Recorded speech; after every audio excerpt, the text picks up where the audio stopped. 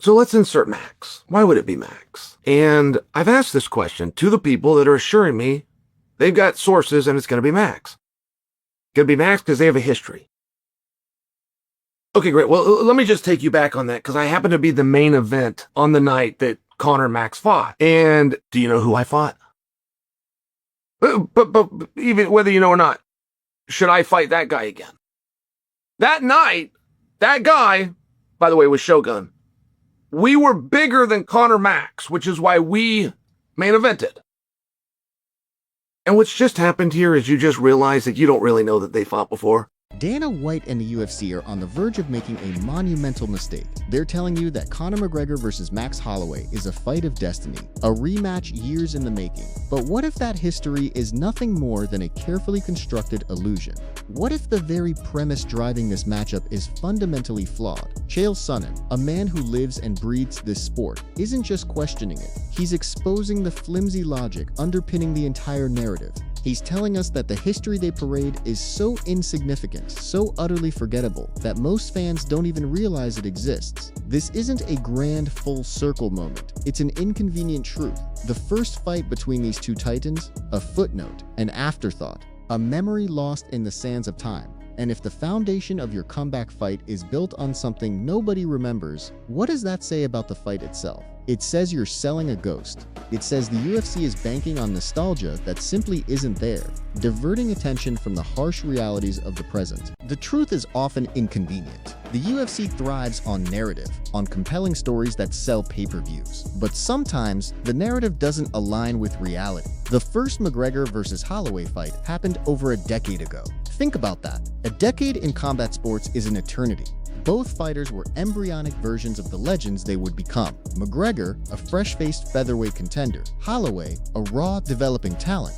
It was a preliminary card bout, a fight tucked away before the main attractions. It wasn't a feature, it wasn't even the co-feature. It was a developmental fight. To call it a rematch implies there's unfinished business, a score to settle, a rivalry to rekindle.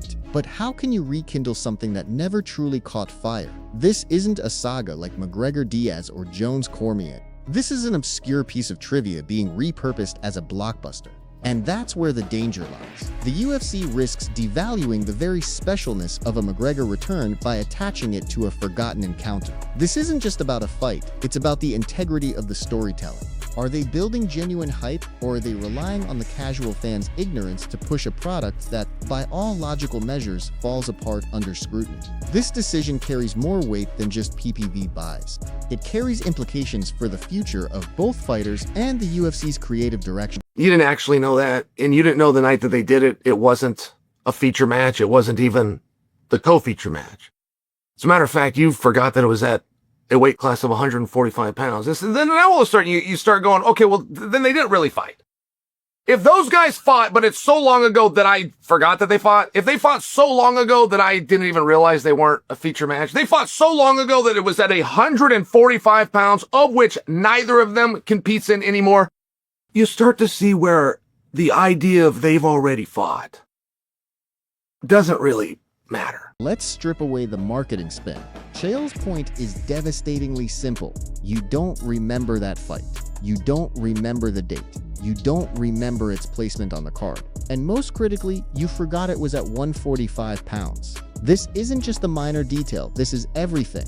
Neither Conor McGregor nor Max Holloway competes at 145 pounds anymore. This isn't a rematch at their respective primes in their natural divisions. This isn't even a meaningful continuation of a shared journey. It's a nostalgic whisper forced into a modern, entirely different context. The initial encounter was a featherweight clash. This proposed rematch would be at 170 pounds. That's a fundamental disconnect. It's not just a different weight class, it's a different sport for these two. The history, the supposed why behind this fight isn't just irrelevant, it actively undermines the narrative they're trying to build. It screams of desperation, not destiny. It suggests a lack of compelling current reasons for this fight to happen, forcing them to dredge up an ancient, barely remembered past. The UFC under Dana White has always prided itself on fights that make sense. They champion logical progression, championship aspirations, and compelling rivalries. Yet, with McGregor versus Holloway at 170 pounds, that fundamental principle seems to vanish. What sense does this fight make for either man's career trajectory? For Conor, his return is supposed to be special, a defining moment. For Max, a legend in his own right. His future lies in featherweight supremacy or a legitimate run at lightweight. Throwing both of them into a 170-pound catchweight is an anomaly. It's an exhibition cloaked as a meaningful event. Dana White has publicly warned fighters against such detours, against money fights that derail divisions. Yet, here he stands, potentially facilitating the ultimate money fight that derails two divisions and makes a mockery of competitive integrity. Is the lure of McGregor's drawing power so immense that all logic is abandoned? Is the UFC willing to sacrifice long-term narrative and genuine divisional coherence for a short-term cash injection? This isn't just a misstep, it's a strategic retreat from their own stated principles. It signals a shift, a dangerous precedent where sense is no longer the guiding star, but merely a convenient excuse when it suits them. The organization's credibility is on the line, and the fans, the discerning fans who understand the nuances of the sport, are watching. He is returning to fight. He's returning to something special. That's what he gets. Now, what is he willing to put up in return? He will negotiate nothing else. You pick the opponent. You pick what it matters. You pick if he rank. You pick if he's a debut. My only demand is private, financial, and second, that it's on 170 pounds. Conor McGregor dictates his terms. This isn't a negotiation, it's a declaration. He's not returning to a division, he's returning for something special. And that something special comes with non-negotiable demands, private financial terms, and, crucially, a 170-pound weight class. He isn't bending, he isn't compromising. This reveals the core tension. Conor wants a stage, a spectacle, a legacy-defining moment outside the constraints of divisional warfare. But is Max Holloway at 170 pounds the special event that Conor deserves, or that the fans truly crave? Max is a featherweight king, a lightweight contender. Forcing him up to 170 pounds, a weight class foreign to his long-term goals, diminishes the contest. It makes it feel less like a competitive clash and more like a carefully orchestrated exhibition designed purely to meet McGregor's demands. The Notorious One holds all the cards, and the UFC seemingly is prepared to fold its strategic hand to accommodate him. This isn't a partnership, it's an ultimatum, and the potential fallout? A compromised product where one fighter is fighting for legacy and the other is fighting out of position with little long-term gain. Consider the profound implications for Max Holloway. A win over Conor McGregor, even at a catchweight, would be a monumental achievement. It would undoubtedly cement his legacy further. But then what? Max's natural habitat is 145 pounds, possibly 155. He's a champion, a perennial contender. A victory at 170 pounds is a triumph, but it's a triumph in a vacuum. It doesn't propel him into the welterweight rankings. It doesn't earn him a title shot at 170. His incredible blessed era narrative is firmly rooted in the featherweight division. A loss, on the other hand, could be catastrophic. Losing to McGregor at a weight class outside his comfort zone could damage his aura, his momentum, and his standing in his own divisions. It's a high-risk, low-reward proposition for Holloway, outside of the obvious financial windfall. For Conor, the stakes are different. He's fighting for narrative, for spectacle, for a special moment that transcends divisions. But for Max, a career is at play.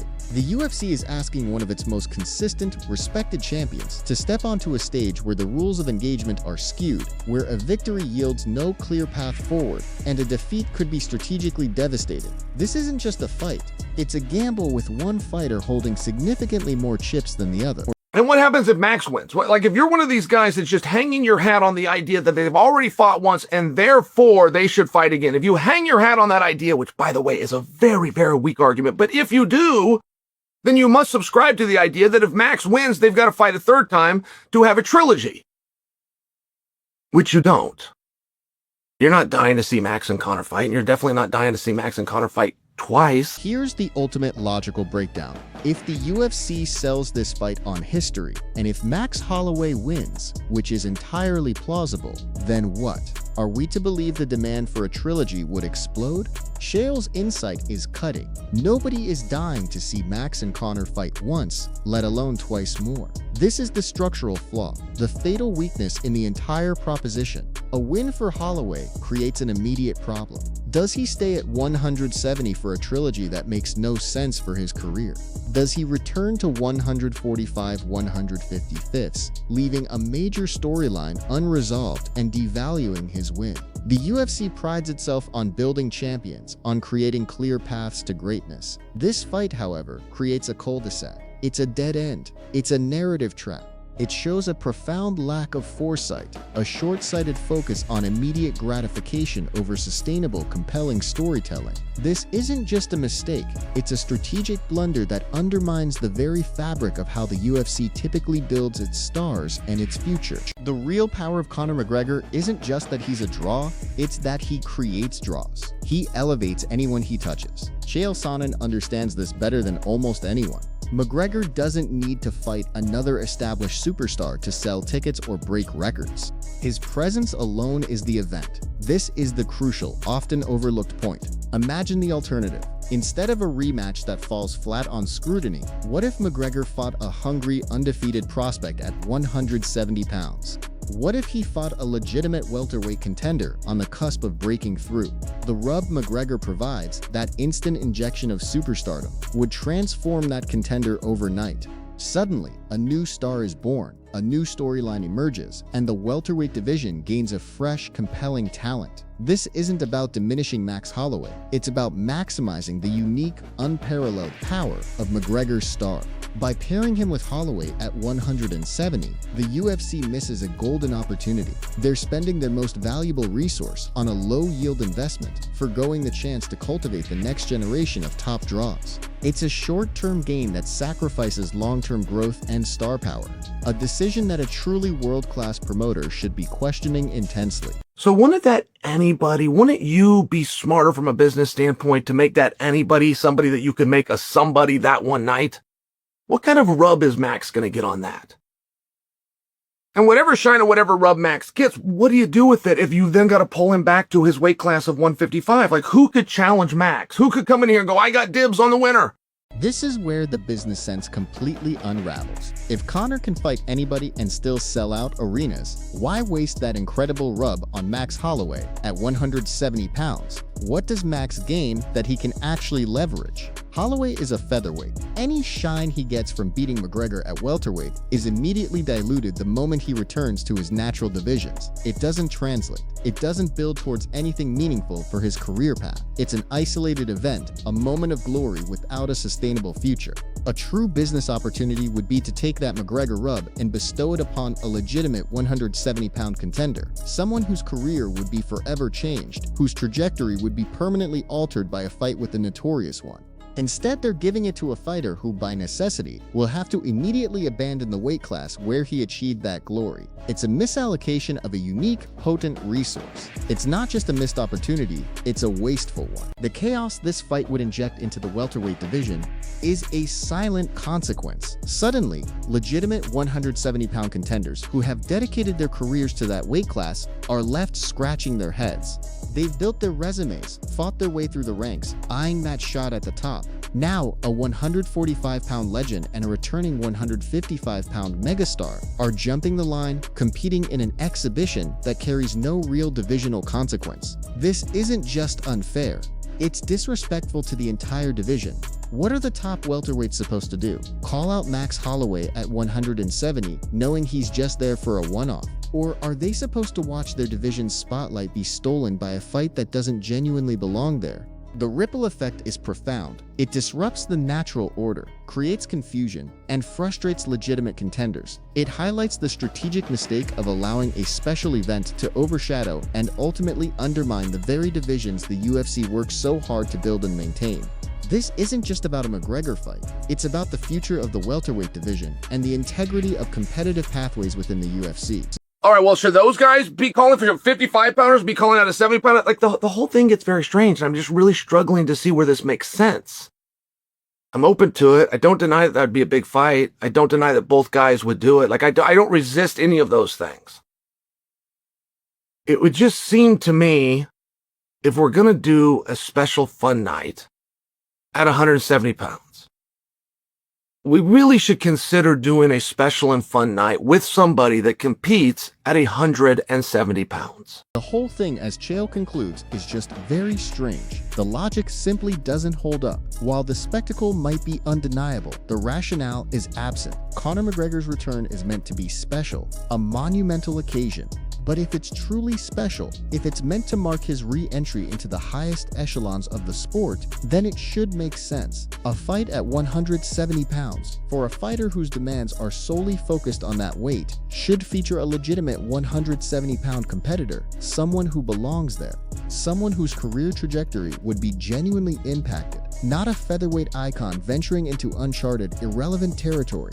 Dana White has a choice: lean into the hollow narrative of a forgotten rematch at a nonsensical weight, or truly honor McGregor's return with a fight that is both special and makes sense for the sport, for the division, and for the future. The current path is a mistake, a missed opportunity to do something truly groundbreaking. It's time for the UFC to heed the warning and reconsider this perplexing matchup before the mistake becomes a permanent stain on their legacy.